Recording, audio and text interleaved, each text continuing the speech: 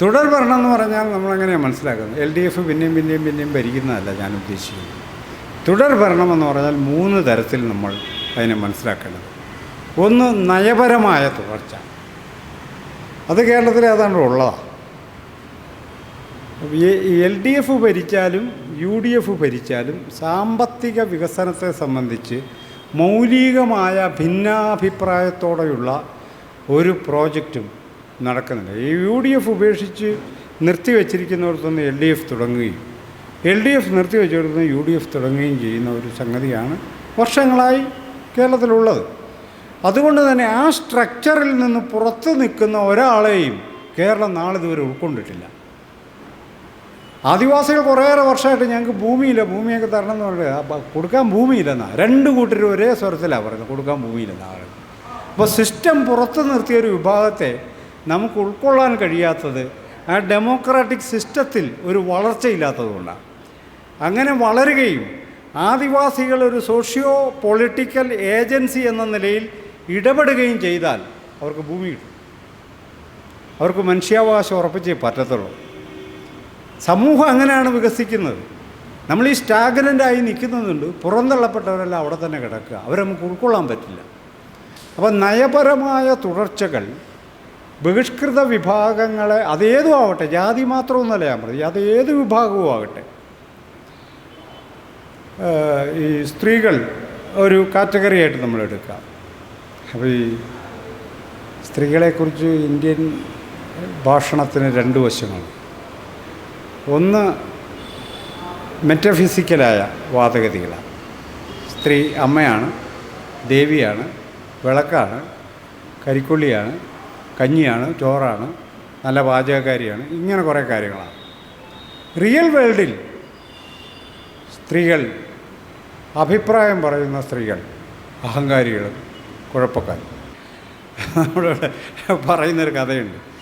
ഞാൻ വീട്ടിലെ കാര്യങ്ങളിലൊന്നും ഇടപെടാം, അതൊക്കെ എൻ്റെ വൈഫിനെ അങ്ങ് ഏൽപ്പിക്കുക. അതെന്തൊക്കെയാണ്? അത് കുട്ടികളെ ഏത് സ്കൂളിൽ ചേർക്കണം, കുട്ടികളെ എന്ത് പഠിപ്പിക്കണം, വീട്ടിലെന്ത് സാധനങ്ങൾ മേടിക്കണം, വീട് എങ്ങനെ വെക്കണം, ഇത്തരം കാര്യങ്ങളെല്ലാം അവൾ തീരുമാനിക്കും. അപ്പോൾ നിങ്ങളെന്നെ തീരുമാനിക്കും. അമേരിക്കയും റഷ്യയും തമ്മിലുള്ള വിഷയം എങ്ങനെ പരിഹരിക്കാം, അതൊക്കെയാണ് ഞാൻ ആലോചിക്കുന്നത്. പറയുന്ന ഒരു കോമഡി കേരളത്തിൽ പറയാറുണ്ട്. ഞാൻ പറയുന്നത് നമ്മളീ പുറത്ത് കാണുന്നതല്ല, അത് അകത്തും യഥാർത്ഥം മറ്റൊരു സംഗതിയാണ്. ഈ പുരുഷാധിപത്യത്തിൻ്റെ ബോധ്യങ്ങൾക്കകത്ത് സ്ത്രീകളെ സബ്ജുഗേറ്റ് ചെയ്യാൻ പലതരത്തിലുള്ള ഇമാജിനേഷൻസാണ് നമ്മൾ ഉപയോഗിക്കുന്നത്. അതിലൊന്നാണ്, ഞാൻ എൻ്റെ ഭാര്യ ഉണ്ടാക്കുന്ന ഭക്ഷണം മാത്രമേ കഴിക്കുന്നുള്ളൂ, എന്നാ രുചിയാണെന്നറിയാവോ എന്ന് പറയുന്നത് തട്ടിപ്പ്. ശരിക്കും തട്ടിപ്പാണ് പറഞ്ഞത്. അപ്പോൾ സ്ത്രീ പുരുഷ ബന്ധം ഒട്ടും ഡെമോക്രാറ്റിക്കായിട്ടല്ല നമ്മുടെ ഇടയിൽ പ്രവർത്തിക്കുന്നത്. അതുപോലെ തന്നെയാണ് ഇപ്പോൾ ദളിതരോടുള്ള ബന്ധം. ദളിതരൊക്കെ എന്ന് പറഞ്ഞാൽ ഒരു കുഴപ്പക്കാരാണ്, പ്രശ്നക്കാരാണ്, കോളനിക്കാരാണ്, അവർ കഞ്ചാവ് വലിക്കുന്നവരാണ്, കഞ്ചാവ് വിൽക്കുന്നവരാണ്. ഇങ്ങനെയൊക്കെ ഒരു ഇമാജിനേഷൻ നമുക്കുണ്ട്. ഇമാജിൻഡ് കേരളയിൽ നിങ്ങളെന്തെങ്കിലും ശ്രദ്ധിച്ചിട്ടുണ്ടോ? കേരളത്തിൽ 10 വർഷത്തിനിടയ്ക്ക് പിടിക്കപ്പെട്ട ഒരു പ്രതി പോലും ദളിതനല്ല, ഒരു പ്രതി പോലും അല്ല. പക്ഷേ അവർക്കാണ് ഈ കളവിൻ്റെ മുഴുവൻ കോൺട്രാക്റ്റ് നമ്മൾ ദളിതർക്കങ്ങ് കൊടുത്തേക്കാം. ഈ ഇമാജിനേഷനിൽ വരുന്ന ട്രാപ്പുകളാണ് ഇതൊക്കെ.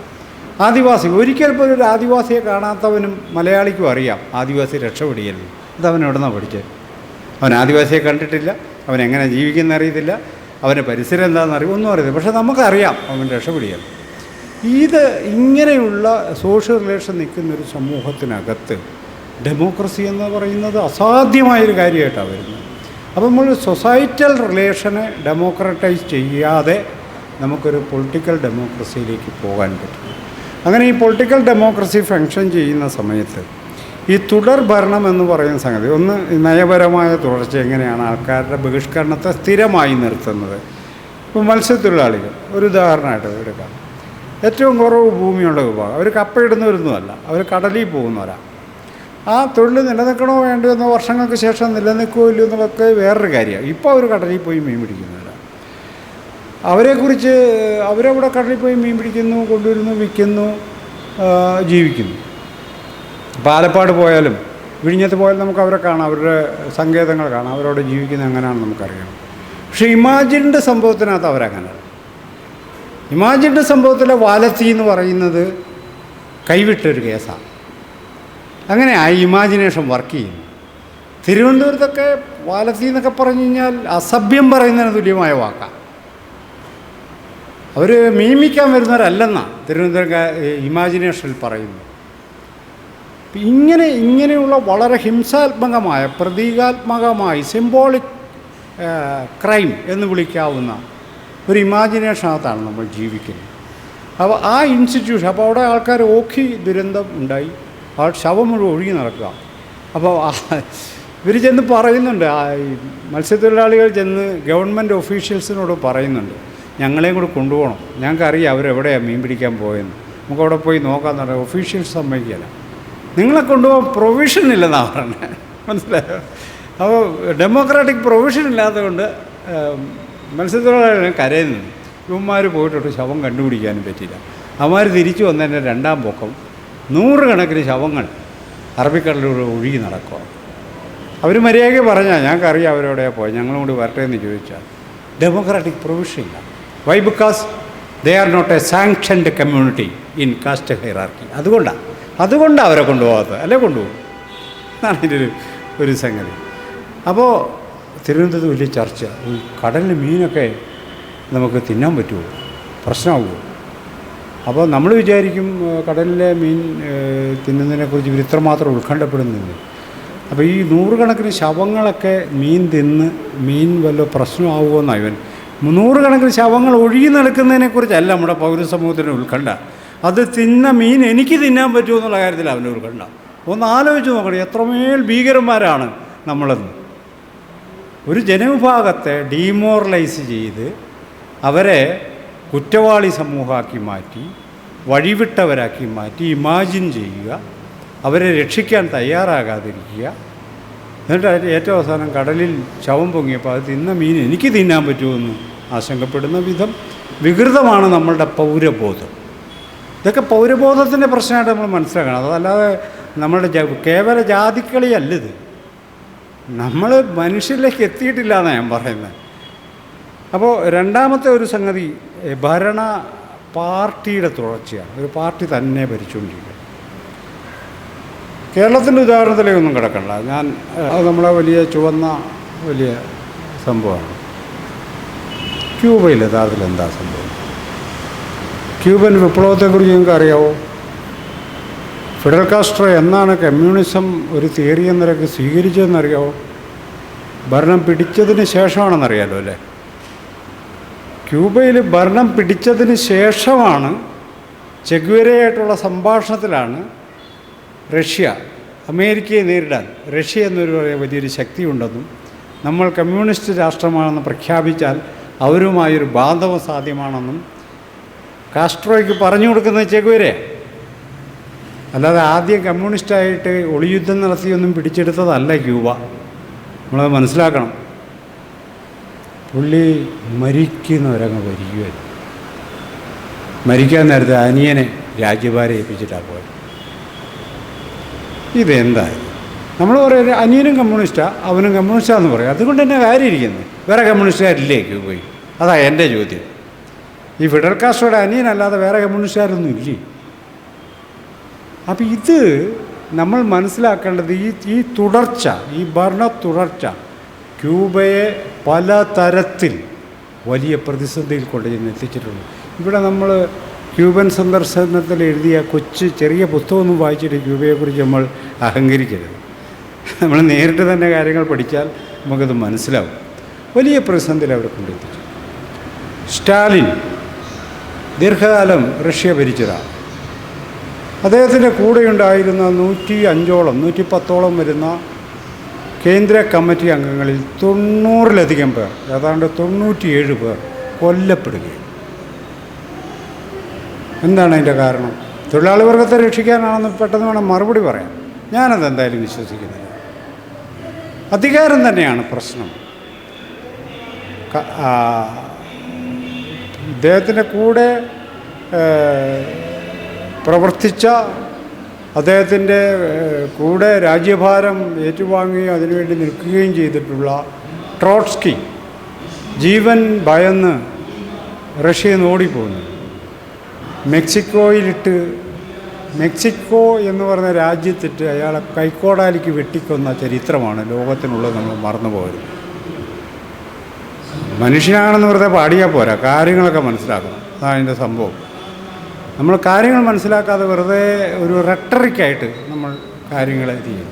അപ്പോൾ ഇങ്ങനെയുള്ള ഭരണ തുടർച്ചകൾ യഥാർത്ഥത്തിൽ മനുഷ്യ ഭാവനകളെപ്പോലും നശിപ്പിക്കുന്ന, മനുഷ്യൻ്റെ സ്വതന്ത്രമായ ഇടപെടലിനെ ഇല്ലാതാക്കുന്ന, പൊളിറ്റിക്കൽ ഫീൽഡിനെയും അധികാരത്തെയും ഡിസ്റ്റോർട്ട് ചെയ്യുന്ന, നശിപ്പിക്കുന്ന, ഡെമോക്രാറ്റിക് ഇൻസ്റ്റിറ്റ്യൂഷനെ ഡിസ്ഫങ്ഷൻ ചെയ്യിക്കുന്ന ഒരു സംവിധാനമായി മാറ്റിയെടുക്കുകയാണ് ചെയ്യുന്നത് എന്നതാണ് നമ്മൾ പഠിക്കേണ്ട പാഠം. അപ്പോൾ പുതിയ മൂന്നാമത്തെ ഒരു സംഗതി ഭരണാധികാരിയുടെ തുടർച്ചയാണ്. ഒരു ഭരണാധികാരി തന്നെ ഇപ്പം മോഡി മൂന്നാം വട്ടമാണ് ഭരിക്കുന്നത്. 2024 2014 മോഡിയേ അല്ല 2024 മനസ്സിലാക്കാൻ PhD ഒന്നും ആവശ്യമില്ല. പത്രം മാത്രം വായിച്ചാൽ നമുക്ക് മനസ്സിലാവും ഈ മനുഷ്യനുണ്ടായൊരു പരിവർത്തനം എന്തൊക്കെയാണ്, അയാളുടെ അധികാര പ്രമത്തതയ്ക്കുണ്ടായ വളർച്ച എന്താണ്, ഇന്ത്യൻ സമൂഹത്തിലുണ്ടായ അടിസ്ഥാനപരമായ തകർച്ച എന്താണെന്ന് മനസ്സിലാക്കാൻ നമുക്ക് കഴിയും. കൊറോണ പോലെ വലിയൊരു മാരക രോഗം വന്നപ്പോൾ ഇന്ത്യയിലെ പ്രബുദ്ധരായ മധ്യവർഗത്തോട് പുള്ളി പറഞ്ഞ് വൈകുന്നേരം 6 മണിക്ക് പുറത്തിറങ്ങി കിണ്ണം കൊട്ടിയാൽ മതി, സംഭവം പൊക്കോളൂന്ന് പറഞ്ഞു. കിണ്ണം കൊട്ടാൻ ഇന്ത്യയിൽ ആളുണ്ടായിരുന്നു, നിങ്ങൾ ഓർക്കണം. അപ്പോൾ നമ്മൾ ഏത് വിഡ്ഢി ലോകത്താണ് ജീവിക്കുന്നതെന്നാണ് മനസ്സിലാക്കണം. ആരും ചോദിച്ചില്ല ഇയാൾ എന്നെ വെളിവേടാ പറയുന്നതെന്ന് ആരും ചോദിക്കുന്നില്ല. ഇവിടെയാണ് അയാൾ സുരക്ഷിതനായത്. നോട്ട് നിരോധനം നടത്തുക, ആൾക്കാരെല്ലാം ക്യൂ നിൽക്കുക, അനുസരണമുള്ള പൗരന്മാരുടെ ക്യൂ നിന്ന് ബോധം കെട്ട് വീഴുക, മരിക്കുക, ഇതൊക്കെയാണ് ചെയ്യുന്നത്. അവൻ സ്വന്തം പൈസ ബാങ്കി ഇട്ടിട്ടേ അതെടുക്കാൻ വേണ്ടി ക്യൂ നിന്ന് വെയിലത്ത് നിന്ന് ബോധം കെട്ട് വീണ് ചത്തുപോവുക. ആർക്കും പരാതി. ഈ ഡിമോണിറ്റൈസേഷൻ എങ്ങനെയാണ് ഇന്ത്യൻ എക്കണോമിക് സിസ്റ്റത്തെ നെഗറ്റീവായി ബാധിച്ചത് എന്ന പഠനങ്ങൾ പുറത്തു വന്നു. ആരും പുള്ളിയോട് ചോദിക്കുന്നു. പുള്ളി തെരഞ്ഞെടുപ്പിനൊക്കെ എടുത്തു ഞാൻ ദൈവമാണ്, ആരും ചോദിച്ചത് താനാ എവിടുത്തെ ദൈവമാണെന്ന് ആരും ചോദിക്കുന്നു. ഇതാണ് അധികാരത്തിൻ്റെ ഒരു കേന്ദ്രീകരണത്തിലൂടെ ഇന്ത്യയിൽ സംഭവിച്ചുകൊണ്ടിരിക്കുന്നത്. കേരളത്തിൽ എന്തായാലും ആദ്യ ടേമിൽ ഭരിച്ച പിണറായി വിജയനല്ല രണ്ടാമത്തെ ടേമിലുള്ളത് എന്നത് ഞാൻ വലിയ ചർച്ചയ്ക്ക് വെക്കുന്നില്ല. നിങ്ങളതങ്ങ് ഒന്ന് സൂക്ഷ്മമായിട്ട് ശ്രദ്ധിച്ചാൽ നിങ്ങൾക്കത് മനസ്സിലാവും. അപ്പോൾ ഈ അധികാര തുടർച്ച എന്ന് പറയുന്നത് ഡെമോക്രസിയെ ഡിസ്റ്റോർട്ട് ചെയ്യുന്നത് എങ്ങനെയാണെന്ന് ചോദിച്ചാൽ ഇവരെല്ലാം ഭയങ്കര ഫാസിസ്റ്റുകളായതുകൊണ്ടല്ല. ഫാസിസ്റ്റുകൾ ജനിക്കുമ്പം തന്നെ ഉണ്ടായി വരുന്നതൊന്നുമല്ല, അതൊരു പ്രോസസ്സിലൂടെ സംഭവിക്കുന്നൊരു കാര്യം. കേരളത്തിലിപ്പോൾ സംഭവിച്ചൊരു കാര്യം എന്താണെന്ന് വെച്ചാൽ ആദ്യഘട്ടത്തിൽ കുറച്ച് മെച്ചപ്പെട്ട എത്രയോ കോൺഗ്രസ്സുകാരും BJPക്കാരുമായിട്ടുള്ള മനുഷ്യർ പോലും ആദരിച്ചൊരു മുഖ്യമന്ത്രിയാണ് കേരളത്തിനുണ്ടായിരുന്നത് ആദ്യത്തെ ടൈമിൽ. ഒരു സംശയത്തിന് അവകാശമില്ല. പക്ഷേ ഇപ്പോൾ അങ്ങനെയല്ല. ഇതെങ്ങനെയാണ് മാറി മറിയുന്നത്? അപ്പോൾ അധികാരത്തിലുള്ള തുടർച്ചകൾ ഇവിടെ വേറെ ആരുമില്ലേ ഭരിക്കാനായിട്ട്? വേറെ ആളെ ആക്കാമല്ലോ, ഒരു ചെറിയ സാധ്യതയാണ്. അപ്പോൾ മാറ്റം കൊണ്ടുവന്നു, മന്ത്രിസഭയിൽ മാറ്റം കൊണ്ടുവന്നു, പുതിയ ആൾക്കാർ മുഴുവൻ എടുക്കുമെന്ന്. പുതിയ ആൾക്കാരെ നിങ്ങൾ സൂക്ഷ്മമായിട്ട് ശ്രദ്ധിച്ചിട്ടുണ്ടോ? ഈ മുഖ്യമന്ത്രിയുടെ നേരെ നോക്കി വർത്തമാനം പറയാൻ പ്രാപ്തിയില്ലാത്തവരാണ് മന്ത്രിസഭാംഗങ്ങൾ. നേരെ നോക്കി മിസ്റ്റർ ചീഫ് മിനിസ്റ്റർ താങ്കൾ പറയുന്നത് ശരിയല്ല എന്ന് പറയാൻ ശേഷിയുള്ള ആരുണ്ട് അതിനകത്ത്? എനിക്ക് തോന്നുന്നില്ല ആരെങ്കിലും ഉണ്ടെന്ന്. ഇല്ല ആ കാര്യം. അപ്പം തലമുറ മാറ്റാന്ന് അവർ പറയുമ്പോഴും ഫലത്തിൽ സംഭവിക്കുന്നത് മിണ്ടാപ്രാണികളെ പിടിച്ച് മന്ത്രിസഭയിൽ എടുക്കുന്നതാണ് നടക്കുന്ന കാര്യം. ഇത് നമ്മൾ വസ്തുതാപരമായി നമുക്ക് ഉൾക്കൊള്ളാൻ പറ്റിയില്ലെങ്കിൽ എന്തോ വലിയ വിപ്ലവത്തിന് നമ്മൾ നേതൃത്വം കൊടുക്കുകയാണ് നമ്മൾ തെറ്റിദ്ധരിച്ചു പോകും. അപ്പോൾ രണ്ടാം ഘട്ടത്തിൽ വന്നു കഴിഞ്ഞപ്പോൾ ഉണ്ടായ 2 മാറ്റങ്ങൾ, 2 കാര്യങ്ങളാണ് ഈ ഭരണ തുടർച്ചയിലൂടെ സംഭവിക്കുക. അതിലൊന്ന്, നമ്മുടെ കേരളീയ സമൂഹത്തിനകത്ത് ഒരു പരിവർത്തനമുണ്ടാകണമെങ്കിൽ, ഒരു മാറ്റമുണ്ടാകണമെങ്കിൽ, എന്തുതരം മാറ്റം? എല്ലാവർക്കും മാന്യമായി ജീവിക്കാൻ കഴിയുന്ന ഒരു സ്ഥലമായി കേരളം മാറണമെങ്കിൽ പുതിയ പുതിയ സോഷ്യോ പൊളിറ്റിക്കൽ ഏജൻസീസ് ഉയർന്നു വരികയും അവർക്കിടപെടാൻ കഴിയുന്ന ഒരു ഓപ്പണിംഗ് നമ്മുടെ പൊളിറ്റിക്കൽ ഫീൽഡിൽ ഉണ്ടാകുകയും വേണം. അത് ഞങ്ങളങ്ങ് തീരുമാനിച്ചോളാമെന്ന് തീരുമാനിച്ച് കുറേ പേരങ്ങനെ തുടർച്ചയായിട്ടങ്ങ് ഭരിച്ചാൽ പുതിയ സോഷ്യൽ എമർജൻസിൻ്റെ സാധ്യത ഇല്ലാതെ വരും. ഈ പുറത്ത് പോകപ്പെട്ട ആദിവാസികളാവട്ടെ, മത്സ്യത്തൊഴിലാളികളാവട്ടെ, ആരും ആവട്ടെ, പുറത്ത് പോകപ്പെട്ട മനുഷ്യർക്ക് തിരിച്ചു വരാനുള്ളൊരവസരമാണ് തുടർഭരണത്തിലൂടെ നഷ്ടപ്പെടുന്നതെങ്കിൽ അതിലൂടെ യഥാർത്ഥത്തിൽ നമുക്കുണ്ടാകുന്ന നഷ്ടം, പൊതുസമൂഹത്തിനുണ്ടാകുന്ന നഷ്ടം, ജനാധിപത്യത്തെ മുന്നോട്ട് കൊണ്ടുപോകാൻ, ജനാധിപത്യത്തെ മോർ ഇൻക്ലൂസീവ് ആക്കുവാൻ, ജനാധിപത്യത്തെ തിയററ്റിക്കലി ഇമാജിനേഷണലി മുന്നോട്ടെടുക്കുവാനുള്ള സാധ്യതയാണ് നമുക്ക് നഷ്ടപ്പെടുന്നത്.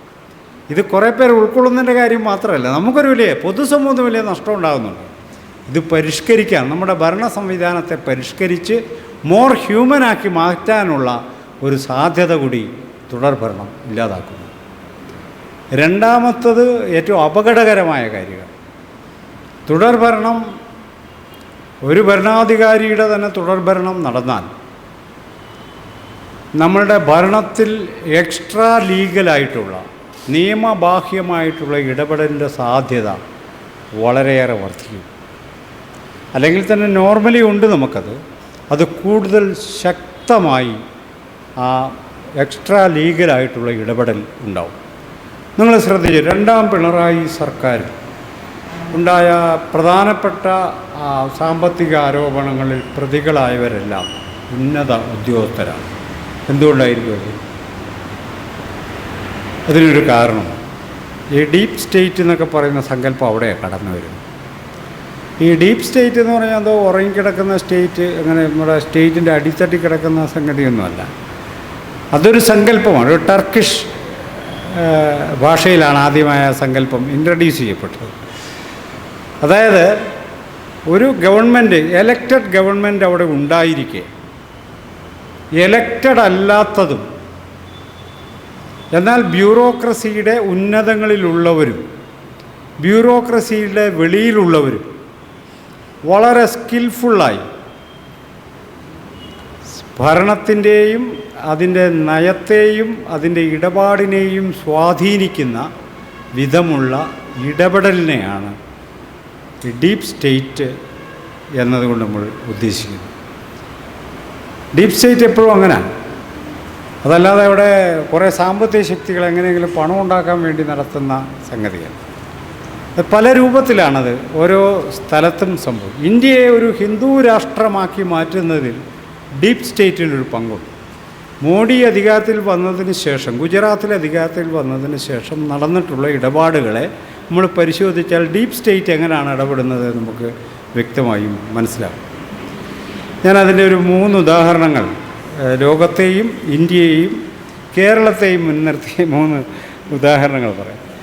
ഈ ഉദാഹരണങ്ങളെല്ലാം ഇവിടെ ഇന്ത്യൻ ഡീപ്പ് സ്റ്റേറ്റിനെ കുറിച്ചുള്ള ജോസി ജോസഫ് എന്ന് പറയുന്ന വളരെ സീനിയറായ ഒരു ജേർണലിസ്റ്റിൻ്റെ പുസ്തകത്തിൽ നിന്നും പറയുന്ന കാര്യങ്ങളാണ്. അയാൾ വളരെ വെൽ ഇൻഫോംഡ് ആയിട്ടുള്ളൊരു പത്രപ്രവർത്തകനാണ്. ജേർണലിസ്റ്റുകൾക്കിടയിൽ വളരെ ആദരവുള്ള ഒരാളാണ്. അയാൾ വളരെ ഓതൻറ്റിക് ആയിട്ടുള്ളൊരു പുസ്തകമാണ് പുറത്ത് കൊണ്ടുവന്നിരിക്കുന്നത്. അതുകൊണ്ട് തന്നെ അതിൽ പറഞ്ഞിരിക്കുന്ന കാര്യങ്ങൾ നുണയാണെന്ന് നമുക്ക് വിശ്വസിക്കേണ്ടതില്ല. അങ്ങനെ നുണയായിരുന്നെങ്കിൽ ഈ പുസ്തകം നേരത്തെ തന്നെ ക്വസ്റ്റ്യൻ ചെയ്യപ്പെടുകയും ഒന്നിലെ റദ്ദ് ചെയ്യപ്പെടുകയും ചെയ്യുമായിരുന്നു.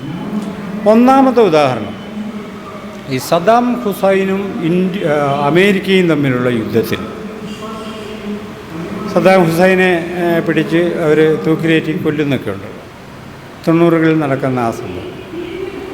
അതിലെ ഇൻഫർമേഷൻ അന്ന് അമേരിക്ക പറഞ്ഞത് എന്താണ് നമുക്കറിയാം. രാസായുധങ്ങൾ നിർമ്മിക്കുന്നു.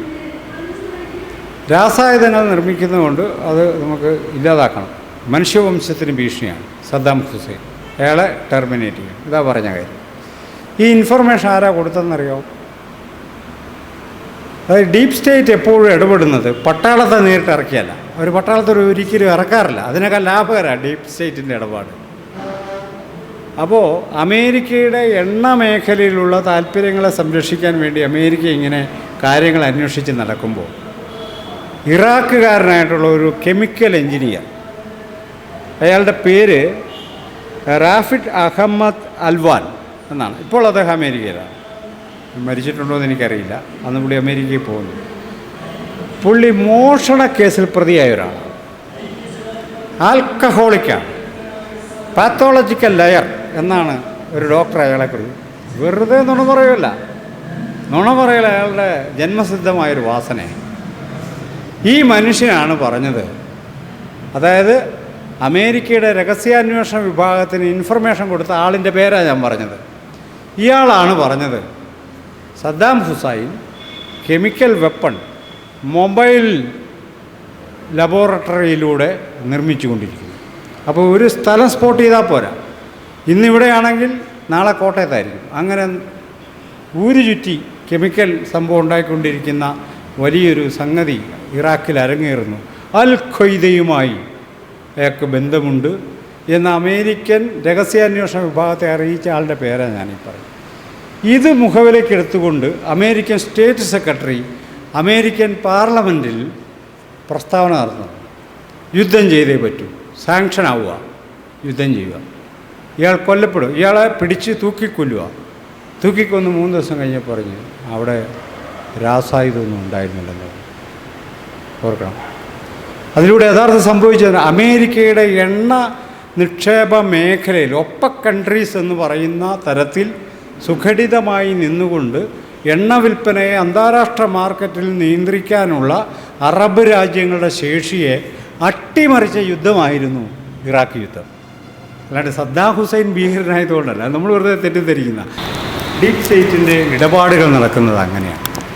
അതല്ലാതെ ഏതെങ്കിലുമൊക്കെ ബിർള അല്ലെങ്കിൽ അദാനി, അംബാനി അവർ വന്ന് അവർക്ക് കൊള്ളയടിക്കാനായിട്ട് ഡീപ് സ്റ്റേറ്റ് ഒന്നും വേണ്ട. അതിന് നരേന്ദ്രമോദി ഉണ്ട്, പുള്ളി നിയമം ഉണ്ടാക്കി കൊടുക്കും, കൊള്ളയടിച്ചോളാൻ പറയും. അതിന് വേറെ ഡീപ് സ്റ്റേറ്റിൻ്റെ ഇടപാടിൻ്റെ ആവശ്യമില്ല. രണ്ടാമത്തെ ഒരു ഉദാഹരണം നമ്മുടെ കേരളത്തെക്കുറിച്ചില്ല. വായിച്ച യഥാർത്ഥം എനിക്ക് ഒരു രാത്രി മുഴുവൻ ഞാനിങ്ങനെ നമ്മളിത് എത്ര വിഡ്ഢി ലോകത്താണ് ജീവിക്കുന്നത്. ഈ ശബരിമല കേസുമായി ബന്ധപ്പെട്ട അപ്പോൾ ഈ ശബരിമല കേസിൽ നിരന്തരമായി ഇടപെടുകയും കേരളത്തിലെ സംഘപരിവാർ ശക്തികൾ എന്നെ വധിക്കുമെന്ന് ഭീഷണിപ്പെടുത്തുകയും ചെയ്യപ്പെട്ട ഒരാളാണ് ഞാൻ. അപ്പോൾ സുപ്രീം കോടതി വിധി നടപ്പിലാക്കണം, സ്ത്രീകൾക്ക് പ്രവേശിക്കാം എന്നത് ന്യായമാണ്, ജനാധിപത്യപരമാണെന്നൊക്കെ പറഞ്ഞ് കേരളം മുഴുവനും കേരളത്തിന് വെളിയിലും ഇന്ത്യക്ക് വെളിയിലും ഒക്കെ പോയി സംസാരിക്കുകയും വസ്തുതകൾ ആൾക്കാർക്ക് കൈമാറുകയും ചെയ്ത ഒരാളാണ്. അപ്പം ഞാൻ ഈ അടുത്ത കാലത്ത് ഈ പുസ്തകം വായിച്ചപ്പോൾ മനസ്സിലാക്കിയൊരു കാര്യം, നമ്മുടെ കേരളത്തിലെ ഐ ബിയിലെ ഒരു ഉദ്യോഗസ്ഥൻ റോയ്ക്ക് ഒരു ഇൻഫർമേഷൻ കൈമാറും. സ്ത്രീകൾ അവിടെ പ്രവേശിക്കാൻ സാധ്യതയുണ്ട്, പ്രവേശിച്ചാൽ വലിയ കലാപം നടക്കാൻ സാധ്യത ഉണ്ട് എന്നൊരു ഇൻഫർമേഷൻ കിട്ടി. എവിടെ നിന്ന് കിട്ടി? നമ്മുടെ പെയ്ഡായിട്ടുള്ള ഒരു ഇൻഫോർമർ നമുക്ക് തന്നതാണ്. അവർക്ക് പെയ്ഡ് ഇൻഫോർമേഴ്സ് ഉണ്ട്. 7,000 രൂപ, 10,000 രൂപ, 5,000 രൂപ കൊടുക്കുന്ന ഇൻഫർമേഷൻ തരുന്ന ആൾക്കാർ. നമുക്കൊക്കെ ആകാം കേട്ടോ, നമുക്കൊക്കെ ആകാം. 5,000, 10,000 ഒക്കെ വെറുതെ തരും. നമ്മൾ എന്തെങ്കിലുമൊക്കെ പറഞ്ഞു കൊടുത്താൽ മതി. അവരത് അന്വേഷിക്കാറുണ്ട്, നമ്മൾ പറയുന്നത് നേരാണോ എന്ന് പോലും അവർ അന്വേഷിക്കാറ്. അപ്പോൾ ഇത് ഈ വിളിച്ച് പറഞ്ഞ പോലീസുകാരുടെ ബന്ധുവാണ് ഈ ഇൻഫോർമൻ്റ്, ഓർക്കണം. അയാൾക്ക് 7,000 രൂപ മറ്റോ കൊടുത്ത് അയാളിങ്ങനെ നീ വിവരമൊക്കെ പറയണമെന്ന്. അപ്പോൾ പുള്ളി പറഞ്ഞു ഇവിടെ കലാപം ഉണ്ടാകാൻ സാധ്യതയുണ്ട്. ഉടനെ പോലീസുകാരൻ അവരെ വിളിച്ച് പറഞ്ഞു, കേന്ദ്ര രഹസ്യാന്വേഷണ വിഭാഗത്തിൽ പറഞ്ഞു ഇവിടെ കലാപം ഉണ്ടാകാൻ സാധ്യതയുണ്ട്, പ്രശ്നമാണ്.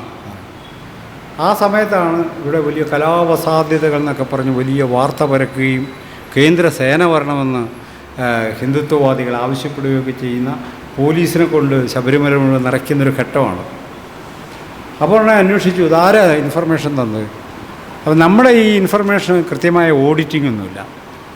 അമേരിക്ക അത് കണ്ടുപിടിച്ചത് അവിടെ ഓഡിറ്റിംഗ് ഉള്ളതുകൊണ്ടാണ്. ഇവൻ ഒരു വെളിവ് കേട്ടവനാണെന്ന് കണ്ടുപിടിച്ചത് അവിടെ ഓഡിറ്റിംഗ് ഉണ്ട്. ഇൻഫോർമർ ആരാണെന്ന് അന്വേഷിച്ച് കണ്ടുപിടിച്ച് അവൻ പറയുന്നത് ശരിയാണെന്ന് അന്വേഷിക്കുന്ന സംവിധാനം അവിടെ. ഇവിടെ അതൊന്നുമില്ല.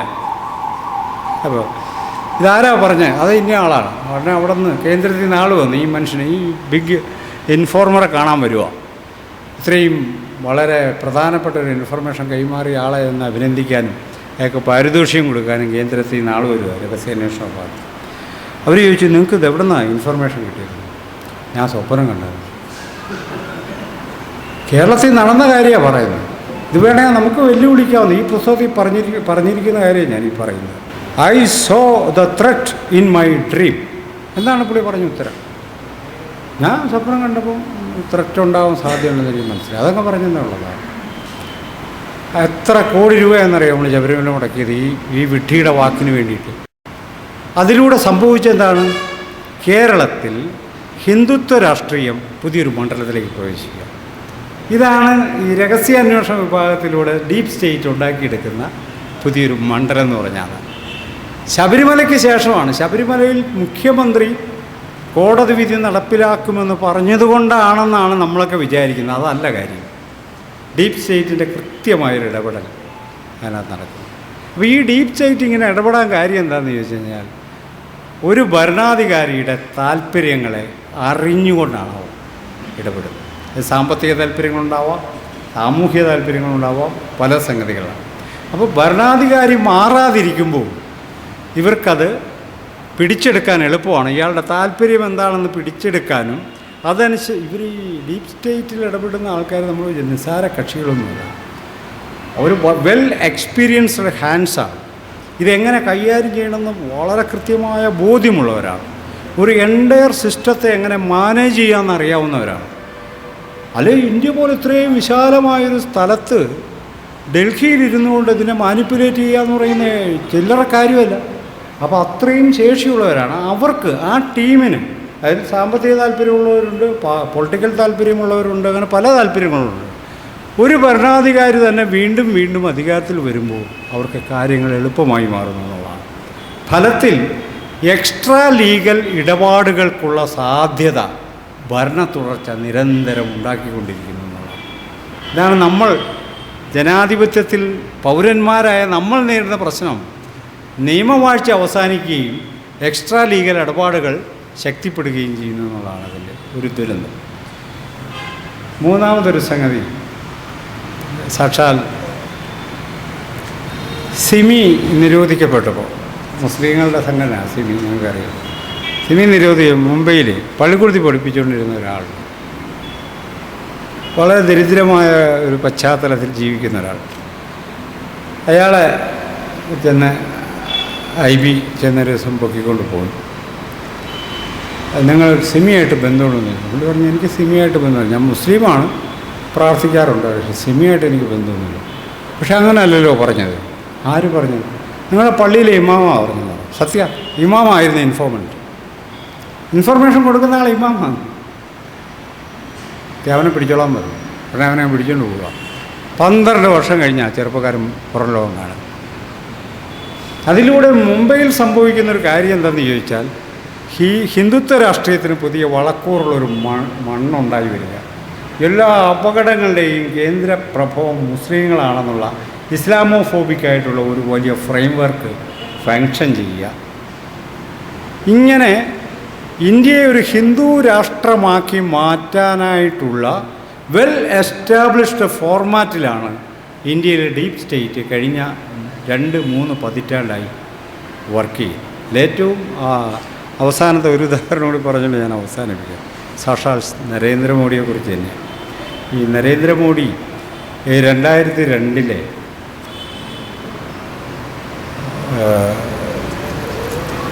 സബർമതി കാർണേജിൻ്റെ ഘട്ടത്തിൽ അവിടെ ട്രെയിന് തീ വെക്കുന്നു. യഥാർത്ഥത്തിലൊരു ലോക്കൽ അടിപിടി കൊണ്ട് തീരുന്നൊരു കാര്യമേ ഉള്ളൂ. അത് പ്ലാറ്റ്ഫോമിലെ കച്ചവടക്കാരുമായിട്ട് തീവണ്ടിയിൽ വന്നവർ ഒരു കശപിശ ഉണ്ടാകുന്നു, വണ്ടി വിടുന്നു, വണ്ടി മുന്നോട്ട് പോകും. വണ്ടി പോയാൽ മതി, അവിടെ ഒരു സംഭവം ഉണ്ടാവില്ല. പക്ഷെ വണ്ടി നിൽക്കുന്നു, ആരോ ചെയിൻ വലിച്ചു നിർത്തുന്നു. അത് ചെയിൻ വലിച്ചു നിർത്തിയത് ആരാണെന്നറിയില്ല. പക്ഷേ അത് മുസ്ലിങ്ങളാണെന്നുള്ള കാര്യത്തിൽ മോഡിക്ക് തർക്കമൊന്നുണ്ടായില്ല. വലിച്ചു നിർത്തി, തീ വെച്ച്. ആരാണ് തീ വെച്ചെന്ന് അറിയത്തില്ല. പക്ഷേ അത് കോൺസ്പിറസി ആണെന്നുള്ള കാര്യത്തിൽ മുഖ്യമന്ത്രിക്ക് തർക്കമില്ല. ആദ്യമായി ഇതൊരു കോൺസ്പിറസി ആണെന്ന് പ്രഖ്യാപിച്ചത് സാക്ഷാൽ നരേന്ദ്രമോദി. അയാൾ ഈ കാര്യത്തിൽ കൾപ്രിറ്റ് ആണെന്ന് അതിൻ്റെ ഒരു എൻക്വയറി കമ്മീഷൻ, 7 ജഡ്ജിമാരടങ്ങുന്ന ഒരു എൻക്വയറി കമ്മീഷൻ പറഞ്ഞു. ഈ ശവങ്ങളുമായിട്ടൊരു ഘോഷയാത്ര നടത്തിയായിരുന്നു അഹമ്മദാബാദിലേക്ക്. ഒരു മുഖ്യമന്ത്രി ഒരിക്കലും ചെയ്യരുതാത്ത കാര്യമാണ്. ചെയ്യരുതാത്ത കാര്യം എന്ന് പറഞ്ഞാൽ ഒരു സോഷ്യൽ ടെൻഷൻ ഉണ്ടാകുമ്പോൾ അത് പരിഹരിക്കാനാണ് ഭരണാധികാരി ശ്രമിക്കേണ്ടത്. അതുകൊണ്ടാണ് അന്നത്തെ പ്രധാനമന്ത്രി വാജ്പേയി പറഞ്ഞത്, രാജ്യധർമ്മം നിറവേറ്റണം മോഡി. ശവലം കൂടി കൊണ്ടുവന്നു. വലിയ പ്രകോപനപരമായ അനൗൺസ്മെൻറ്റും പ്രസംഗങ്ങളും ഉണ്ടാകുന്നു. വെറുതെ കാഴ്ചക്കാരായി നിൽക്കുന്ന ആൾക്കാർ തെരുവിലേക്ക് ഇറങ്ങുന്നു. വലിയ കലാപം ഉണ്ടാകുന്നു. മുസ്ലിം കൂട്ടക്കൊലയുണ്ടാവും. പോലീസ് സ്വാഭാവികമായിട്ട് ഇടപെടേണ്ടതാണ്. മോഡി പോലീസിൻ്റെ ഉന്നത ഉദ്യോഗസ്ഥനെ വിളിച്ച് പറയുന്നു, ഹിന്ദുക്കളുടെ സ്വാഭാവികമായ രോഷം നടക്കട്ടെ, പോലീസ് ഇടപെടണം. ഒരു ഭരണാധികാരി ഒരിക്കലും ഇത് ഞാൻ വെറുതെ നമ്മൾ ഈ പത്രങ്ങളിൽ വരുന്ന വാർത്തയല്ല, റെക്കോർഡാണ്. കോടതിയിൽ പറഞ്ഞ മൊഴികൾ, പോലീസ് ഉദ്യോഗസ്ഥർ കൊടുത്ത മൊഴികൾ തുടങ്ങി ജഡ്ജിമാർ, എൻക്വയറി കമ്മീഷൻ്റെ വിലയിരുത്തൽ, ഇതിലൊക്കെ പരാമർശിക്കുന്ന കാര്യമേ. അങ്ങനെ വലിയ കലാപം ഉണ്ടാകുന്നു. അപ്പോൾ നമ്മൾക്കിവിടെ വന്നൊരു ചിത്രമുണ്ടല്ലോ, ഒരു ശൂലം പിടിച്ച ഒരാളിങ്ങനെ ചാടി നിൽക്കുന്ന, മോച്ചി എന്ന് വിളിക്കുന്ന, ഹീസ് എ ദളിത്, ഗുജറാത്തി ദളിതാണ്. പുള്ളി ഇങ്ങനെ കത്തിയൊക്കെ പിടിച്ച് നിൽക്കുന്നതാണ് ഏറ്റവും ഫ്രണ്ടിൽ. പുറകെ കുറേ ആൾക്കാർ വരുന്നുണ്ട്, ടയറൊക്കെ കത്തിച്ചിട്ടുണ്ട്. അവിടെ നടുക്ക് ഇവനിങ്ങനെ ചാടി നിൽക്കുന്ന രോഷാകുലനായ ഒരു ആളിൻ്റെ ചിത്രമാണ്. ഈ മോച്ചി അതിന് ശേഷം പുള്ളി BJP ഒന്നും ആയിരുന്നില്ല ഇത് ചെയ്യുമ്പോൾ, നമ്മൾ ഓർക്കണം അത്. പുള്ളി വഴി സൈഡിൽ ചെരുപ്പ് നന്നാക്കുന്ന ആളാണ്, ചെരുപ്പ് കുത്തിയ. വീട്ടിലിടയില്ലാത്ത കാരണം പുള്ളി അവിടെ തന്നെയാണ് കിടപ്പ്. അത്രയും ദരിദ്രനായ മനുഷ്യനാണ്. It's A Dalit also. പുള്ളി അത്യാവശ്യം സ്മോളൊക്കെ കഴിക്കുന്ന ആളാണ്. പുള്ളി ഉച്ചയായപ്പം 2 പെഗ്ഗൊക്കെ അടിച്ച് ഇങ്ങനെ ഇരിക്കുന്ന സമയത്ത് ഒരു വലിയ ആൾക്കൂട്ടം വന്നു. പുള്ളി കൊള്ളാം, കുഴപ്പമില്ല, പുള്ളി അങ്ങ് ചാടി ഇറങ്ങുമായിരുന്നു. പുള്ളി ചാടി ഇറങ്ങി കിട്ടിയ ഒരു ആയുധമായിട്ട് പുള്ളി ഫ്രണ്ടിലൊരു ചെറിയ കലാപരിപാടിയൊക്കെ നടത്തി. ആ കത്തിയും കൊടുത്ത് പുള്ളി തിരിച്ചു പോയി. അല്ലാതെ പുള്ളി ആ ജാഥയിൽ പൂർണ്ണമായിട്ടില്ല, പുള്ളി ആരെയും കൊന്നിട്ടുമില്ല, പുള്ളി അതിൻ്റെ ഭാഗമല്ല, പുള്ളി BJPക്കാരനുമല്ല. പക്ഷെ അയാളുടെ ചിത്രമാണ് പ്രധാനമായും വന്നത്. അയാളിപ്പോൾ ഈ ജിഗ്നേഷ് മേവാനിയുടെ അനുഭാവിയാണ് ഗുജറാത്തിൽ. അപ്പോൾ ഇങ്ങനെ മാനിപ്പുലേറ്റഡ് ആയിട്ടുള്ള സംഗതികൾ പത്രക്കാർ കൂടി കൂട്ടുനിന്നുകൊണ്ട് അങ്ങനെ ബൂസ്റ്റ് ചെയ്യുക. അപ്പം വാജ്പേയി ഇത് പറയുന്നു, രാജ്യധർമ്മം പാലിക്കണമെന്ന് മോഡിയോട് ആവശ്യപ്പെടുന്നു. നാഷണൽ ഡിസ്കഷനായി മാറുന്നു. മോഡി പുറത്താക്കപ്പെടാൻ സാധ്യതയുണ്ട്.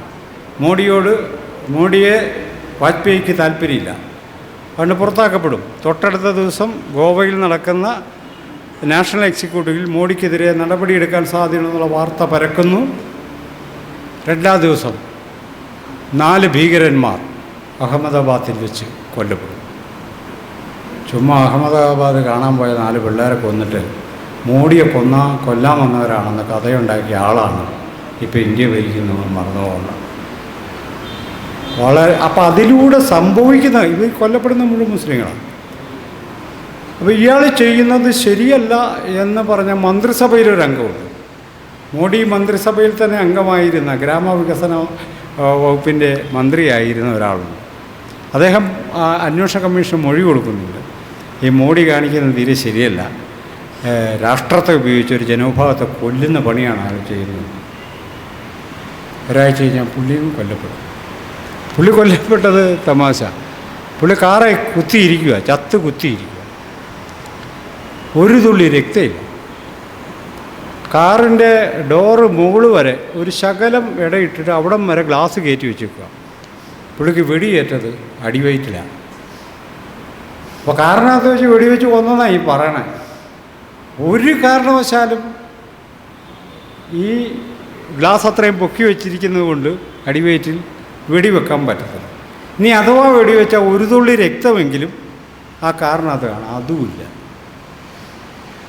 എന്നിട്ടും പ്രതികളെല്ലാം രക്ഷപ്പെട്ടുന്നതാണ്. അപ്പോൾ നമ്മൾ അപ്പോൾ അതിലൂടെ അതിനുശേഷം പിന്നെ ഗുജറാത്ത് BJPയുടെ കയ്യിൽ നിന്ന് പോയിട്ടില്ല. ആ മോഡൽ അഖിലേന്ത്യാ അടിസ്ഥാനത്തിൽ നടപ്പിലാക്കാനാണ് മോഡിയെ ഇന്ത്യൻ പ്രധാനമന്ത്രിയാക്കിയേക്കുന്നത്.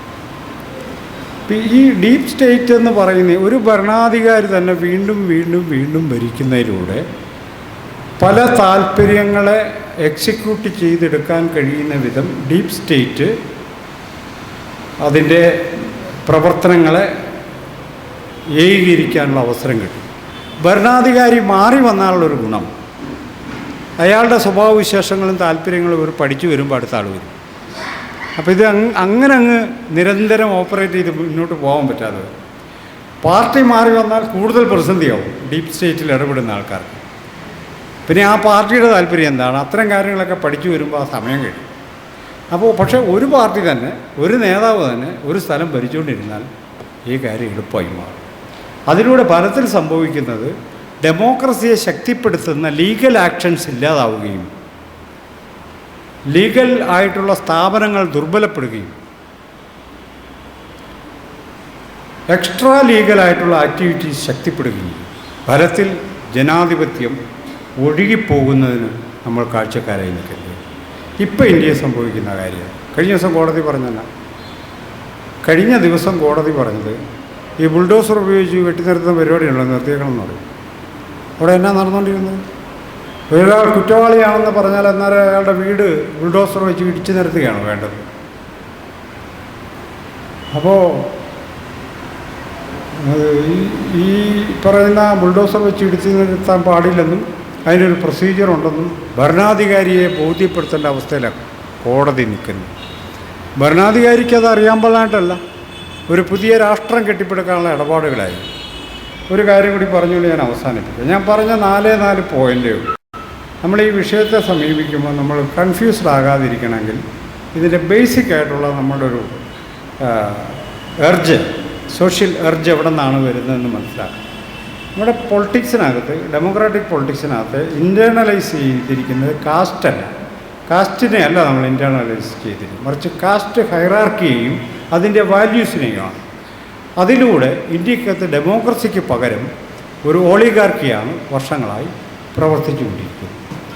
അതിൽ നിന്നും ഡെമോക്രസിയിലേക്ക് നമുക്ക് പരിവർത്തനപ്പെടാൻ കഴിയണമെങ്കിൽ നമുക്കൊരു ഡെമോക്രാറ്റിക് സൊസൈറ്റി ഉണ്ടായിരിക്കണം. സോഷ്യൽ ഡെമോക്രസി ഇവിടെ പുലരണമെങ്കിൽ നമ്മൾ ഡെമോക്രസിയുടെ വാല്യൂസിനെ സ്വന്തം ജീവിതത്തിൽ കൊണ്ടു നടക്കുന്ന ഒരു പൗരസമൂഹമായി മാറണം. നമ്മുടെ പൗരത്വം എല്ലാ സമയത്തും ജാതിയിൽ തട്ടിയും മതത്തിൽ തട്ടിയും രാഷ്ട്രീയ താല്പര്യങ്ങൾ തട്ടിയും പൗരത്വം ഉടഞ്ഞു വീഴുകയും പൗരസമൂഹം തന്നെ ദുർബലപ്പെടുകയും ചെയ്യുന്നതിലൂടെ നമുക്കൊരു ഡെമോക്രാറ്റിക് സിസ്റ്റത്തെ മുന്നോട്ട് കൊണ്ടുപോകാൻ കഴിയാതെ വന്നു. ഈ അവസരത്തെ മുതലാക്കിക്കൊണ്ട് വലിയ ഇമാജിനേഷൻസൊക്കെ നിർമ്മിച്ച് ആൾക്കാരെയൊക്കെ വലിയ ആൾക്കാരാക്കി മാറ്റി ഒക്കെ വലിയ ഭീകരന്മാരാണ്, ഭയങ്കര ബുദ്ധിയാണെന്നൊക്കെ പറഞ്ഞ് നമ്മളെ തെറ്റിദ്ധരിപ്പിക്കുന്ന മീഡിയ കൂടി അതിൻ്റെ കൂടെ കൂടുന്നതോടെ ചിത്രം പൂർണ്ണമാകുന്നു എന്നാണ് ഞാൻ പറഞ്ഞത്. ഇതിൽ നിന്ന് പുറത്തു കടക്കാൻ പൗരന്മാരെന്ന നിലയിൽ നമുക്ക് ഉത്തരവാദിത്വമുണ്ട് എന്നാണ് എനിക്ക് സൂചിപ്പിക്കാൻ. ഏറ്റവും അവസാനം എല്ലാവരുടെയും ശ്രദ്ധയ്ക്കായി പറയുന്നൊരു കാര്യം, ഈ സുരേഷ് ഗോപി തൃശ്ശൂർ മത്സരിക്കാൻ. അപ്പോൾ സുരേഷ് ഗോപി ഒരു നല്ല മനുഷ്യൻ. എല്ലാ ദിവസവും TV ന്യൂസാണ്. അയാളെപ്പോലെ ഇത്രയും നല്ല മനുഷ്യൻ വേറെ ആരെയും കേരളത്തിലില്ലെന്നാണ് പറയുന്നത്. അപ്പോൾ കണ്ടിരിക്കുന്ന നമുക്കും കുറേ, പുള്ളി വാഴക്കൊല ചുമന്നുകൊണ്ട് പോകുന്നു, കാണുന്നവർക്കെല്ലാം 10 രൂപ വെച്ച് കൊടുക്കുന്നു, പുള്ളി കാറിൽ ഇരുന്ന് പൈസ ഇങ്ങനെ കൊടുക്കുന്നു, ഷർട്ടിടാതെ തൃശ്ശൂർ നഗരത്തിൽ കൂടി ഇങ്ങനെ ഭ്രാന്ത് പിടിച്ചതിനെ പോലെ നടക്കുന്നു. ഇതൊക്കെ വലിയ ക്വാളിറ്റി ആയിട്ട് നമ്മളങ്ങ് തെറ്റിദ്ധരിക്കുക. ഇയാളെന്താ വലിയൊരു ആളാണ്. കഴിഞ്ഞ ദിവസം ഇയാൾ ചേലക്കര വന്ന്, ഞാൻ ആംബുലൻസൊന്നും കയറിയിട്ടില്ല. അല്ല, നിങ്ങൾ തെളിയിക്കും. CBI അന്വേഷിക്കട്ടെ. വിജയൻ്റെ പോലീസ് അന്വേഷിച്ചാൽ ശരിയാണ്, CBI അന്വേഷിക്കട്ടെ. 2 ദിവസം കഴിഞ്ഞ് പുള്ളി പറയാം ഞാൻ ആംബുലൻസാണ് വന്നത്. നമ്മൾ ആരും കോപിച്ചില്ല പുള്ളിയോട്. എന്നാലും പുള്ളി നല്ല മനുഷ്യനാണ് നമ്മളെ കരുതുന്നത്. ആ പുള്ളി പറയുന്നൊരു കാര്യം, എനിക്ക് എൻ്റെ ഈ ജന്മമോ തൊലഞ്ഞു പോയി. എൻ്റെ അപ്പനും പുള്ളിയല്ല, അമ്മയും പുള്ളിയല്ല, അവർ ജാതി കുറഞ്ഞവരാണ്. അടുത്ത പ്രാവശ്യങ്ങളിൽ എനിക്ക് ബ്രാഹ്മണനായിട്ട് ജനിക്കണമെന്ന് പറഞ്ഞ വിദ്വാനെയാണ് മാന്യനായിട്ട് നമ്മൾ ആഘോഷിക്കണം. സ്ത്രീകളോട് മോശമായി പെരുമാറുക, പത്രപ്രവർത്തകരോട് മോശമായി പെരുമാറുക, പൊതുസമൂഹത്തോട് മോശമായി പെരുമാറുക, ഷർട്ടിടാതെ നടന്ന മലയാളിയെ വെല്ലുവിളിക്കുക. അതൊരു വെല്ലുവിളി കൂടിയാണോ? ഇയാൾ സ്ഥാനാർത്ഥിയല്ലേ, ഒരു മര്യാദ പുലർത്തണ്ടേ? നമ്മുടെ ഡെമോക്രസി ഇതാണ് നമ്മളങ്ങ് തെറ്റിദ്ധരിക്കുക. It is not a democracy.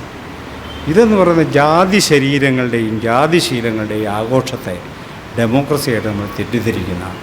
അതിൽ നിന്ന് പുറത്ത് കിടന്നാൽ മാത്രമേ നമുക്ക് എന്തെങ്കിലും മെച്ചം നമ്മുടെ സമൂഹത്തിനും വ്യക്തി എന്ന നിലക്ക് നമുക്ക്. കാരണം നമ്മൾ വ്യക്തി എന്ന നിലയിൽ നമ്മുടെ സെൽഫിനെ ഡിസ്റ്റോർട്ട് ചെയ്ത മറ്റൊരു സാമൂഹ്യ സ്ഥാപനമില്ല ജാതിയെപ്പോലെ. നമുക്ക് മനുഷ്യനെ സ്നേഹിക്കാൻ പറ്റില്ലെന്നേ, ബുദ്ധിമുട്ടാണ്. നമുക്ക് സ്നേഹിക്കാൻ പറ്റത്തില്ല, വലിയ പ്രോബ്ലമാണ്. ഈ ഹൈറാർക്കിക്കകത്ത് നമ്മളെക്കാൾ കുറഞ്ഞവരെന്ന് കരുതുന്നവരോട് നമുക്ക് സ്നേഹം തോന്നിയല്ല, അതാരുടെയും വ്യക്തിപരമായ തകരാറില്ല, നമുക്ക് പറ്റില്ല. ഞാനൊരു ദളിത് വിഭാഗത്തിൽപ്പെട്ട ഒരാൾ. എൻ്റെ അമ്മാവൻ അട്ടപ്പാടി പണ്ട് കുടിയേറിയ ആളാണ്. പുള്ളി മരിച്ചു. പുള്ളി ആദിവാസി പെണ്ണ് കൊണ്ടുപോയ അവിടെ നിന്ന് പ്രേമിച്ച് നാട് വിട്ട് പോയവരാണ്. ഞങ്ങളുടെ നാട്ടിൽ പറയുന്നത് നിക്കക്കള്ളി ഇല്ലാത്തവരൊക്കെയാണ് മലബാറിന് പോകണമെന്ന്. അങ്ങനെ പോകുന്ന ഒരാളാണ്. ആ അമ്മായി മരിച്ചു. പുള്ളി അവിടുന്ന് ഒരു ആദിവാസി പെണ്ണിനെ കിട്ടി. ഈ വിവരം വീട്ടിൽ വന്ന് പറയാം, മറ്റൊരാൾ വന്ന് പറയാം. ഇതുപോലെ ചേച്ചിയുടെ ഇളയ ആങ്ങൾ അട്ടപ്പാടിലുള്ള ആൾ ഒരാദിവാസിയെ കല്യാണം കഴിച്ചു. അമ്മ ഭക്ഷണം കഴിച്ചുകൊണ്ടിരിക്കുക. അപ്പം പെട്ടെന്ന് നോക്കാൻ എൻ്റെ അമ്മ ഈശ്വരത്തളിത്ത്, പക്ഷെ ആദിവാസിയെ പിടിക്കുകയല്ല, നോക്കാൻ. അപ്പോൾ ബ്രാഹ്മണൻ അനുഭവിക്കുന്ന എത്ര ഭീകരമായ അവസ്ഥയായിരിക്കും നിങ്ങളൊന്ന് ആലോചിച്ച് നോക്കി. അവരിത് തന്നെ അനുഭവിക്കുന്നത് വ്യക്തിപരമായാലും. അതൊരു സോഷ്യൽ കൺസ്ട്രക്റ്റാണ്. അവർ കീഴ്ത്തട്ടിലേക്ക് അവർക്ക് നോക്കാനേ പറ്റത്തില്ല. അപ്പോൾ അവർ ഓഫീസിൽ വന്നാൽ അവർ വീട്ടിൽ നിന്ന് ഗ്ലാസ് കൊണ്ടുവന്ന് ചായ കുടിക്കുക. അവർക്ക് കല്യാണത്തിന് പോയാൽ ബാക്കി 150 പേരിൽ 149 പേരും ഇറച്ചി മീനും തിന്നുന്നവർ ഒരാളുണ്ട്. ഈ 149 പേരും ഈ ഒരാളില്ല ഉത്കണ്ഠ. അവർക്ക് ചോറ് കൊടുക്കുന്നത്, അവർക്ക് വെജിറ്റേറിയൻ കൊടുക്കണം കേട്ടോ, മാറ്റി കൊടുക്കണം കേട്ടോ, അപ്പുറത്തെ കസേര ഇടണം കേട്ടോ. 149 പേരുടെ ഉത്കണ്ഠ ഈ ഒരാളില്ല. അവൻ ഇവരിൽ ഒരു ഉത്കണ്ഠ, അവൻ തിന്നുവോ തിന്നാതിരിക്കുവോ ചാവുമോ ചെയ്തോടെന്ന് അവൻ അതിലൊന്നും ഇടപെടുന്നില്ല. പക്ഷെ അവനിൽ നമ്മൾ സംഘടിതമായി അങ്ങ് ഇടപെടുക. ഞാൻ എൻ്റെ ഓഫീസിൽ റിട്ടയറായപ്പോൾ ഇവിടെ ഭക്ഷണം കൊടുത്തു. അപ്പോൾ ഇവിടെ നോൺ വെജിറ്റേറിയനാണ്, വെജിറ്റേറിയൻകാരുണ്ട്, അവർക്ക് പ്രത്യേക ഫുഡ് പറഞ്ഞു. ഞാൻ പറഞ്ഞു ഞാൻ വെജിറ്റേറിയൻകാർക്ക് പ്രത്യേക ഫുഡ് എന്ന് പറഞ്ഞു. അവർക്ക് ഇറച്ചി മീനും കഴിക്കാതിരിക്കാൻ അവകാശമുണ്ട്, അത്രയും ചെയ്താൽ മതി. ഇവിടെ അവിയലൊക്കെ ഉണ്ട്, ചോറിൻ്റെ കൂടെ അവിയലും സാമ്പാറും ഒക്കെ കൂട്ടി അവർ കഴിച്ചോട്ടെ, അവർക്ക് വേണ്ടി പ്രത്യേക ഫുഡൊന്നും ഉണ്ടാക്കാൻ പറ്റില്ല എന്ന്. എന്തിനുണ്ടാക്കണം നീ? അവൻ വേണ്ടെന്ന് വെച്ചാൽ പോരെ, അല്ലാതെ നമ്മൾ പ്രത്യേകം ഉണ്ടാക്കി കൊടുക്കേണ്ട കാര്യമുള്ളൂ. അതാണ് കാസ്റ്റിനെ ഇത്രയും പേഴ്സണിഫൈ ചെയ്ത, ആന്തരവൽക്കരിച്ച മറ്റൊരു ജാതിയാണ്. അത് ബ്രാഹ്മണരാണ് ഏറ്റവും ഭംഗിയായി അതിനെ ഇൻറ്റേർണലൈസ്. പക്ഷേ അതിനെ റിച്വൽസായിട്ടാണ് നമ്മൾ മനസ്സിലാക്കുന്നത്. റിച്വലല്ല, കാസ്റ്റാണ്. എൻ്റെ കൂടെ ജോലി ചെയ്യുന്ന ഒരാൾ സ്വന്തം മകൾക്ക് ജോലി കിട്ടിയപ്പം മാവേലിക്കരയല്ല ജോലി കിട്ടിയത്, കോട്ടയത്ത് നിന്ന് പോകാം. അല്ലെങ്കിൽ 3-ാം ദിവസമാണ് ഈ കക്ഷി തിരിച്ചു വരുന്നത്. She's A Brahmin. അപ്പോൾ നീ 3 ദിവസം എന്ത് ചെയ്യായിരുന്നു? ഞങ്ങൾ വർഷങ്ങളായിട്ട് 30 കൊല്ലമായിട്ട് അടുത്ത സുഹൃത്തുക്കളാണ്. അവരുടെ വീട്ടിലെ കാര്യങ്ങളിൽ പോലും ഇടപെടാൻ തക്ക വിധം അടുത്ത സുഹൃത്തായിരുന്നു. നീ 3 ദിവസം എന്ത് ചെയ്യായിരുന്നു? ആ മോളെ അവിടെ അക്കോമഡേറ്റ് ചെയ്തിരുന്നു. ഇനി ഇത്ര അവിടെ ഈ എസൻസ് സാധനമൊക്കെ ഇല്ലേ, എവിടെയെങ്കിലും റൂം എടുത്തത് നിങ്ങളെ പോലെയൊക്കെ എനിക്ക് പറ്റുമോ? ഞാൻ പിന്നെ അവിടെയൊക്കെ അന്വേഷിച്ച് ഒരു ബ്രാഹ്മണ ഭവനം കണ്ടുപിടിച്ച് അവരുടെ ശുപാർശയിലൊരു മുറി ഒക്കെ തരപ്പെടുത്തി കുട്ടിയെ സുരക്ഷിതമാക്കിയിട്ടാണ് വന്നത്. ചോദിച്ചേ കേട്ടോ, 30 കൊല്ലമായിട്ട് പരിചയമുള്ള ഒരാളാണ്. അവളേക്കാൾ സമ്പത്തുള്ള ആളാണ്, അവളേക്കാൾ വിദ്യാഭ്യാസമുള്ള ആളാണ്, അവളുടെ ഓഫീസറാണ് ഞാൻ. അവൾ എന്നോട് പറയാം, നിന്നെപ്പോലെ എനിക്ക് ചെയ്യാൻ പറ്റുമോ? എങ്ങനെയുണ്ട്? എന്നെ നീ ഇവിടെ നടക്കുന്നത്. അപ്പോൾ എൻ്റെ വിദ്യാഭ്യാസം ബാധകമല്ല, എൻ്റെ ജോലിയുടെ പവർ ബാധകമല്ല, എൻ്റെ സമ്പത്ത് ബാധകമല്ല. ഞാൻ അവളൊക്കെ കുറഞ്ഞതാണ്. ആ കാര്യം അവൾക്ക് തർക്കമൊന്നുമില്ല. ഇതാ എൻ്റെ പ്രശ്നം. എൻ്റെ പിണറായി വിജയനെ ചീത്ത വിളിക്കും.